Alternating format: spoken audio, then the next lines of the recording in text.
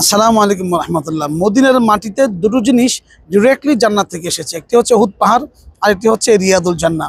আল্লাহ রাসূল বলেন, ইন্না উহুদান জাবালুন ইউহিব্বুনা ওয়া নুহিব্বুহু। Uhud is a mountain which loves us and we love it. অর্থাৎ উহুদ আমাদেরকে ভালোবাসে, আমরা উহুদকে ভালোবাসি। বিভিন্ন হাদিস থেকে বোঝা যায় উহুদটা ডিরেক্টলি জান্নাত থেকে এসেছে।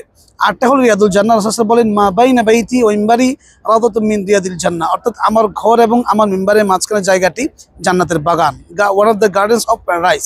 সো এই দুটো জিনিসই এই মদিনার মাটিতে এসেছে, যে রয়েছে, যে দুটো সরাসরি জান্নাত থেকে এসেছে।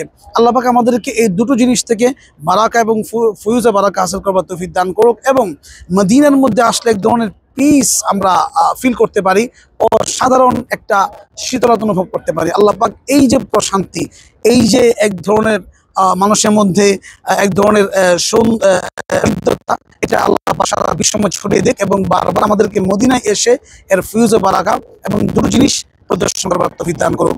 আসসালামু আলাইকুম।